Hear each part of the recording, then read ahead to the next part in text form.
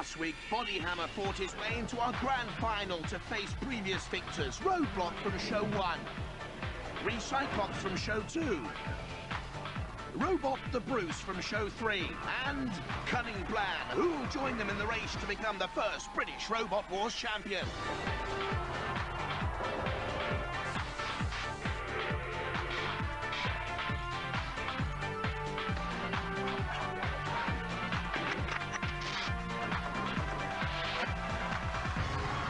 Ladies and gentlemen, please welcome the warmonger of Robot Wars, Jeremy Clarkson. Throughout history, warmongers have promised that their conflict would be the mother of all battles. But tonight, we're going to show them how a proper war should be fought. The whole series has been leading up to tonight's final showdown, and from throughout the land, we're getting reports of a nation on tenterhooks. Men are tending their allotments. Women are cooking supper. Children are tucked up in bed dreaming of the day when they can have a pony.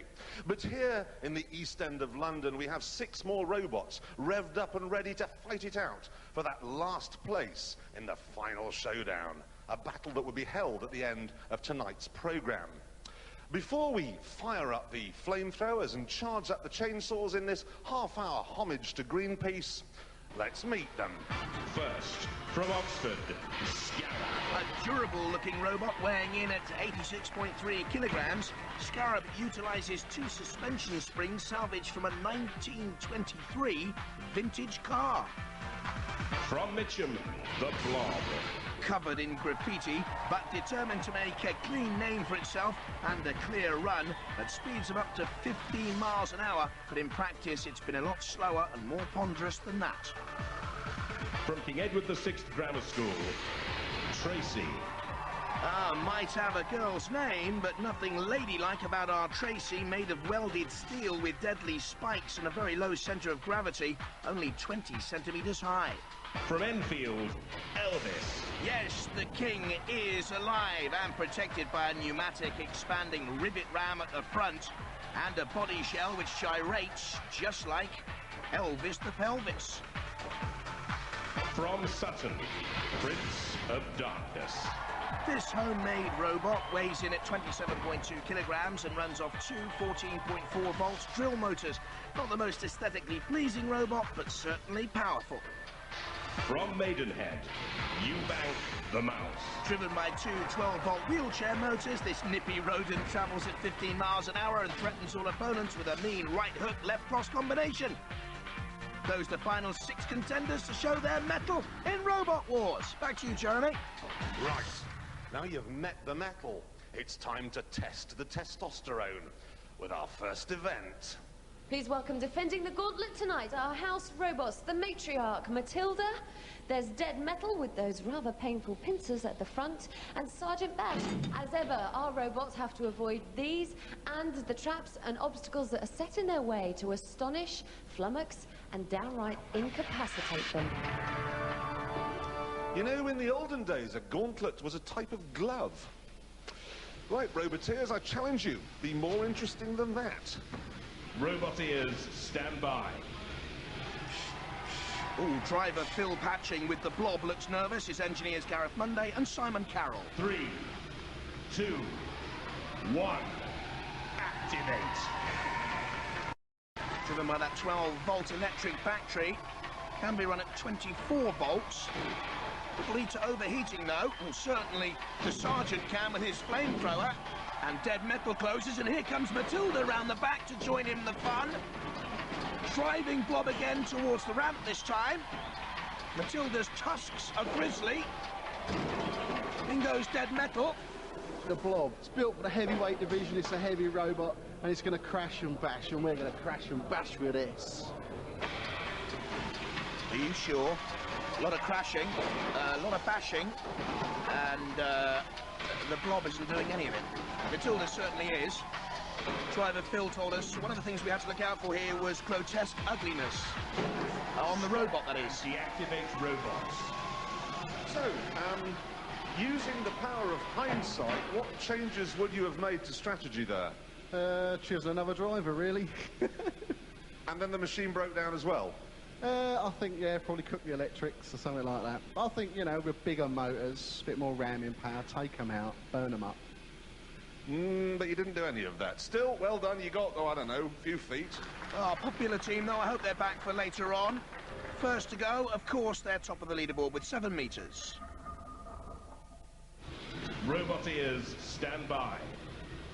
Driver Neil Lambeth is 23. He's a special effects artist and wants to work on feature films. 3, 2, 1, activate. Elvis is obviously still with us in that sort of sparkly light shade thing. Already stuck, though. Only a tiny ground clearance. Hi, I'm Neil from Team Orange Pill. It's my heavyweight robot where Elvis lives. Can have one of these, though. I'm not too sure whether Elvis would have wanted one. But the light shade moves. In comes the sergeant with the saw, and already making dents. And the pretty paintwork is wrecked, totally. And could be burnt off with a flamethrower. And Elvis is going nowhere at the moment. He needs some blue suede shoes to get out of there. Oh, you hound dog, Sergeant. Leave him alone. And deactivate robots. Good heavens, it's Jacques Villeneuve, except he's world champion and you're not. What on earth went wrong there?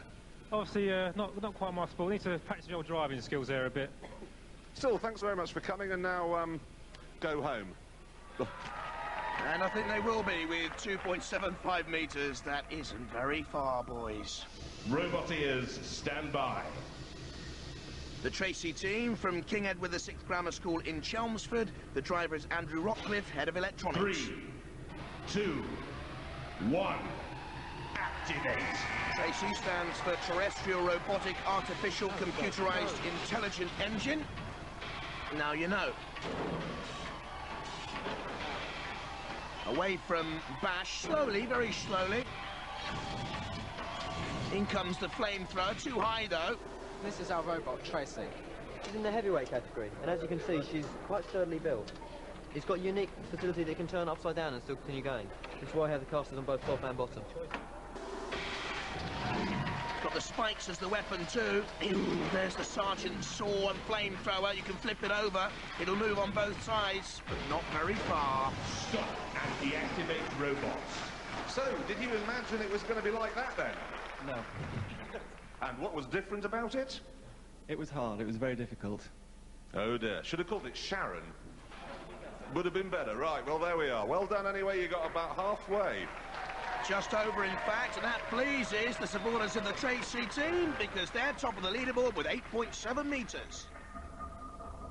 Robot ears, stand by. Steve Dove, a 40-year-old manufacturing supervisor, is the driver of the Mouse. 3, 2, 1, activate. And out of the mouse hole he comes, past our own kitty cats. There's the sergeant and Dead Metal. And up against their power, 2 boxing gloves and a deadly right hook and left cross, says Steve. Very nippy though. A 0 turning circle. Low ground clearance, nothing's going to get underneath that. Away from the spikes, away from Dead Metal, top of your picture, and Matilda. Oh, tremendous stuff, and it's through! I've got to say, ordinarily, I don't like to see my pets being beaten, but that was great. Yeah, brilliant. Absolutely brilliant. Did you really expect to be able to beat them? No, I was hoping to get about halfway and then I thought they'd just get me. That was just great. Marvellous mouse. Well done. Terrific robot, great entertainment, and the Mouse top of the leaderboard, the only one through to complete. Robot ears, stand by. The ISIS team members in your picture there, Jonathan Attias and Chris Crosskey. 3, 2, 1, activate. Scarab, named after an ancient Egyptian beetle, looks more like a birthday cake on wheels. But beyond Sergeant Bash's flamethrower, very slowly, very securely, very powerful actually, with the 2 wheelchair motors. And that big weapon on top, a steel bar. As Dead Metal goes to close. Chris Crosskey looks more like Chris Crosspatch there. We're Team ISIS from Oxford. This is our robot Scarab. It's driven by 2 wheelchair motors, and the main feature of it is this hammer, which is sprung-loaded, and we rewind it using a car starter motor. Well, they may well be slow, but they've already beaten the 2.75 metres.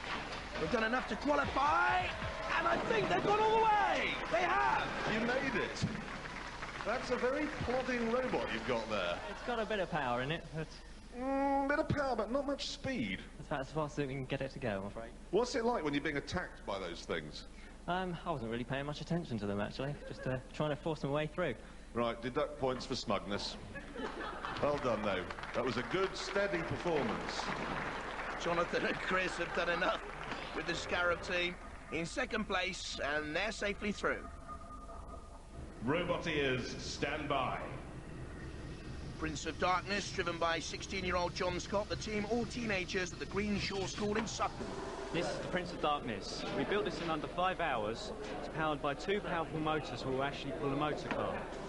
3, 2, 1. Activate. Those 2 motors come from Domestic Power Tools. It looks like one of those old sort of go-karts you made, though, when you're about 7. 2 boxes and 2 old rubber wheels at the back. The flame torch will destroy them, or the steam jet. No! The Prince of Darkness is going all the way! Look at that! Oh, until Matilda came across, but did it cross the line first? They think so, but the judges say no! They've got to do it all again! It wasn't all the way over the line, and Matilda trades it against the spikes! Now, Matilda, can't manoeuvre! They can get away this time! Can they cross the line once and for all? Yes, they can! That is the worst robot I've ever seen in my life, and it crossed the line twice. That thing can pull a car. And what would have happened if Sergeant Bash had attacked it with his flamethrower? It probably would have been a bit of light, but it would have been more spectacular for the audience. Well, that's very, very thoughtful of you to bring such a miserable little robot along. And amazingly, that's made it. The Prince is through, the King has gone. Heartbreak Hotel for Elvis, out. The King is dead. Obviously, I've damaged my paintwork there. This, it was so beautiful as well, wasn't it? Best part of it, though, wasn't it? Spent hours doing that. Look at those blackened by the house robots. You can't afford to be arrogant with them, you No, see. they're going to die. They're going to die. They're going down. A bigger spike and more power. Snooker. Let's be honest, not the most exciting sport ever to grace our television screens. Robot snooker, on the other hand, is right up there with nude powerboat racing. Here's how it works. Basically, each of our 5 remaining robots has been allocated a pocket. Now, when the action begins, they're going to leap out and spend the duration of the game trying to fill it up again with as many of these balls as they possibly can. Now, obviously, it's going to be mayhem out here. There'll be balls going everywhere. It'll be own goal city, but we're not bothered. Because when time's up, the roboteer with the least amount of balls in their pocket will be taken outside, tied to a post, and just left there, really. Roboteers, stand by. 3, 2, 1. Activate. Well, the blob is very quickly out and breaks and is aggressive. And let me point out straight from the start, if more than one robot fails to score, then the least active of those robots will go out. You've got to be active, you've got to be aggressive. And I wonder what's happened to Tracy, impaired on that side fence, it would seem. There's a long pot attempted by the Prince of Darkness, who very interestingly has that bucket on the front now to help it, with a short little pot in there. That's the first ball potted home and slotted home, and the Scarab equalises. Now, they told me they're going to sit on their pocket and protect it tactically. Tracy's still stuck on the fence there to the left-hand side. And look at the Prince of Darkness, another long pot attempted there. Comes home just to edge it in. That's 3 balls. The blob tries to get one back. Go on. Go on. Oh, so close. The blob's still working hard. You see, Tracy can't. Impaired there. And I think that the mouse seems to have broken down. The Prince of Darkness, though, ready to rack and stack them in. In goes the 4th ball off the bottom of your picture there. A 5th one goes in. The Prince of Darkness is romping it. And there's a 6th for the Prince of Darkness. Cease. He's through, so too the Scarab. Now, who was the least active of the rest with no balls? Oh, no, I'm being told that the mouse has irreparably broken down, and he's out. The mouse has gone. Chewed up by the kitty cats. Right, that's an impressive score. Maddie, you weren't really up against much, were you? No, I was quite glad actually the competition broke down because I thought I was going to be quite badly beaten up. Yeah, what happened to yours then? She's just a bitch, to be quite honest. Saying call it Sharon. I want to see a respray for the next round. Sharon, right? And you're out. I'm out. Best looking one here. Well, some say.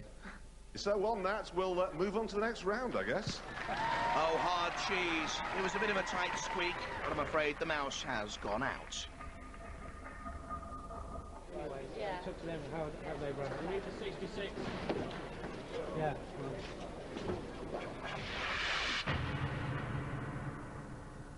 It's time for the semi-finals where the real fighting begins. Now, in case our roboteers don't get stuck in properly, the 4 house robots are on hand to garnish proceedings with a little chili sauce. And if at the end of the bout the 2 robots are still running, we shall turn to our panel of adjudicators for a decision. Now, they're going to be marking you roboteers for style, control, violence and aggression. I, on the other hand, am only interested in violence. So get out there and do some. Roboteers, stand by. Phil Patching and the heavyweight blob team, that weighs 68 kilograms. 3, Oh, and there, Peter Kuyber, 2, the engineer, joining the Scarab 1. team in the driver's box for the first time. Head to head, heavy metal thunder, like Dodgem cars out there. And here comes the torch. What on earth is Sergeant Bash doing so far out of his control area? Oh, look at that hammer blow. Missed. Thank goodness for the blob team, but the Scarab team in there look determined, and this time it's oh no, whoa, the big heave-ho! Out onto those side bars, so difficult to escape from, especially with the sergeant coming in. Ah! You could be right, you could be stone dead. Oh! Rust in peace, the blob. Your robot, right, is the slowest here. Probably, yeah. It is also the least powerful. Well, I don't know about that. It looks like cheese on toast and its hammer doesn't work and you still got through. It's amazing, isn't it? Yeah. Amazing is one way of looking at it. Still, we'll see you in the next round.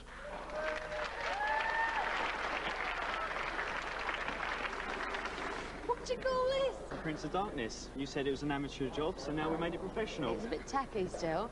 It looks fantastic. Well done, guys. Thanks very much. I'm a bit disappointed though, because we quite like that amateurish go-kart you made yourself in the garage feel to it, but that's how we'll always think of it.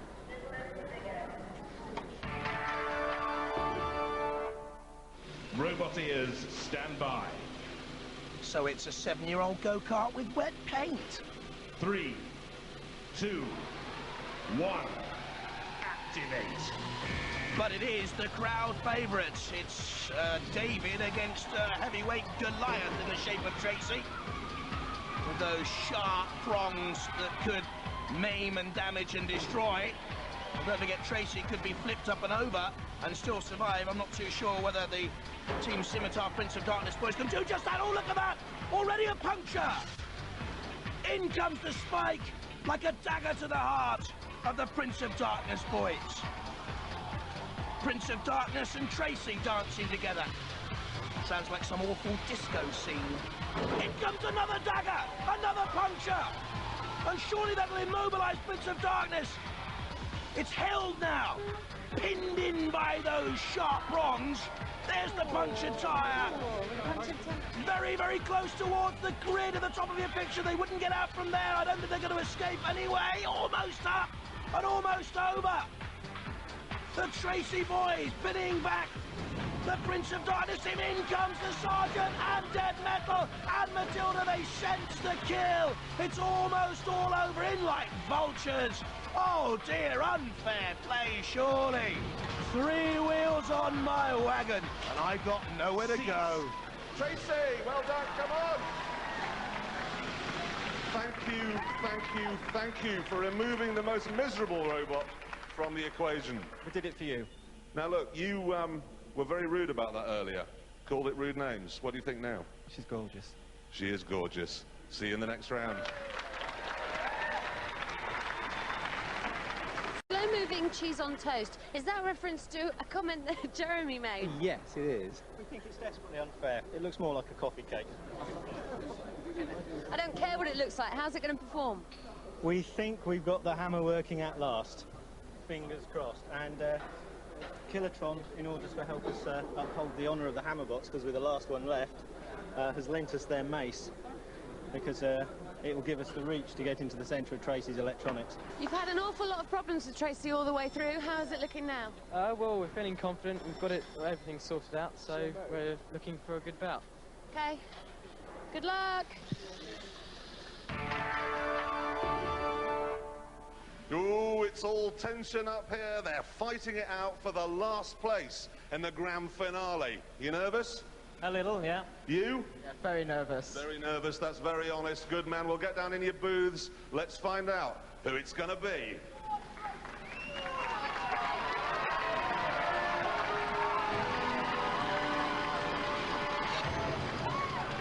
Robot ears, stand by. There's the mace lent by Kilotron, an earlier competitor in Robot Wars. 2, 1, activate. And the two heavyweights come together. Oh, and there are those dangerous prongs immediately coming into play from Tracy. We've seen what damage they can cause, and puncturing the side of Scarab. In come the house robots. Matilda, bottom of your picture. Dead metal to the right-hand side. And I wonder what damage that's caused. The puncturing, of Scarab. I'll tell you what, he's ripped the flesh off Scarab. Has Tracy, you can see it trailing off one of the deadly prongs. And up against it, that mace is like a little school ground conker against a juggernaut. In comes Tracy once again, spinning, turning, good driving. Oh, he's out of control there again. Surely not mental enough to take on the sergeant. I don't know, though. Look at the damage caused. And certainly, Shunt seems to think twice before coming in. But Matilda takes on the Scarab with that sawtooth tail. And off comes the radio control mast. And that could leave it immobile. I think the mace is out. And meanwhile, Tracy isn't out of control. It's mad enough or vicious enough to take on Matilda's tusks. And that'll be earning points. The judges deciding on damage, aggression, control and style. And surely it'll go to points now. Surely it'll go to the judges. And Tracy now attacks the sergeant.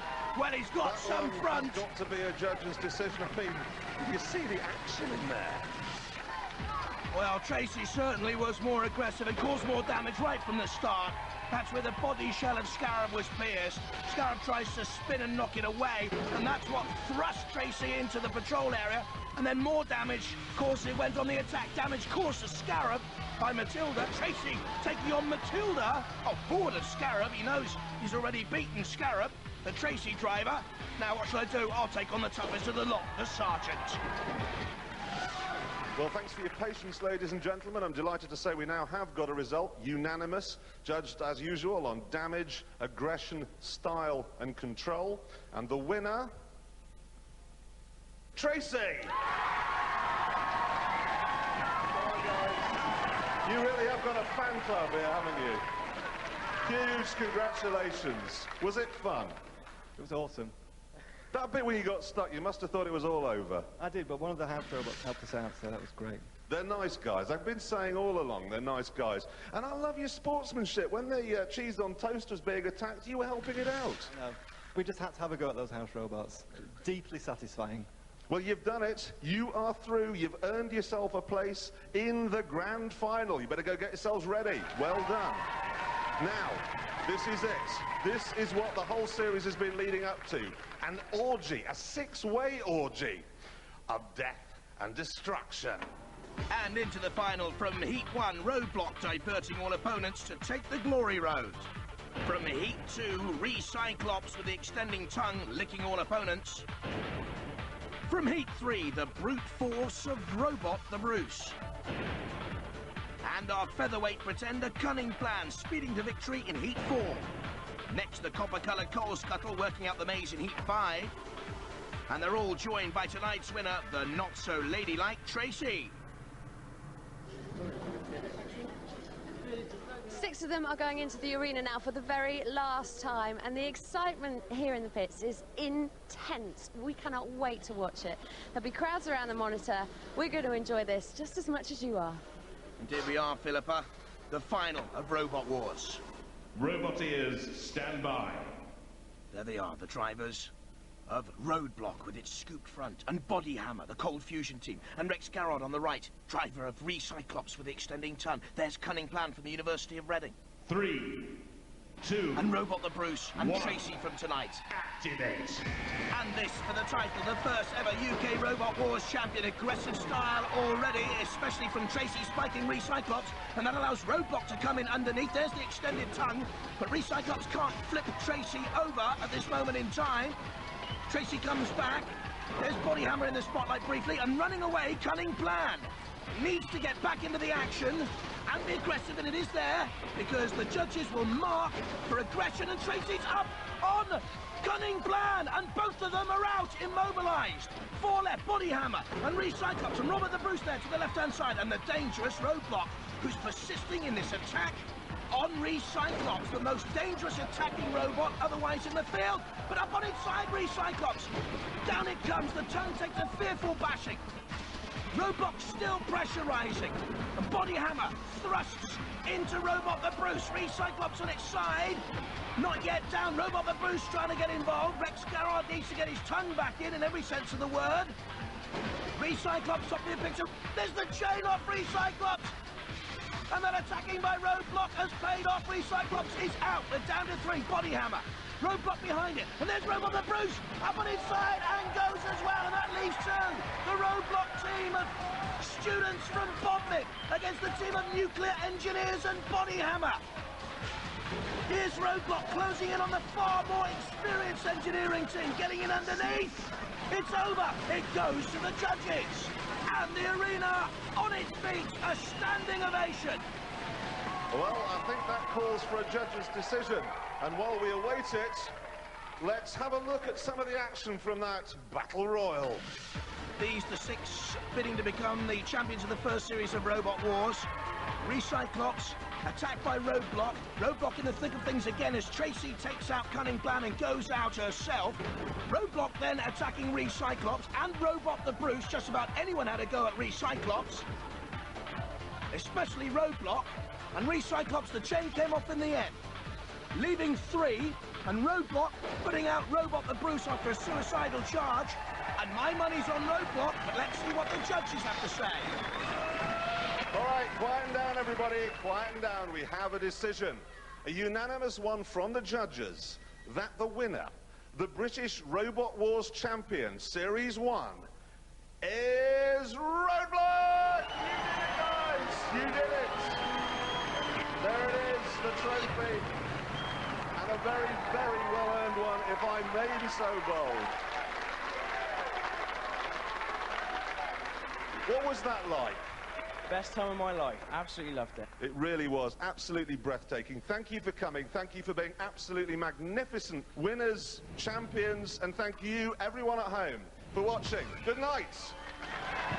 Ah, tremendous stuff. Well done, 17-year-olds Henda Blewett and Chris Kinsey, and their teacher down at Bodmin Community College, Peter Kinsey, and their A-level project triumphing over the nuclear engineers of Body Hammer.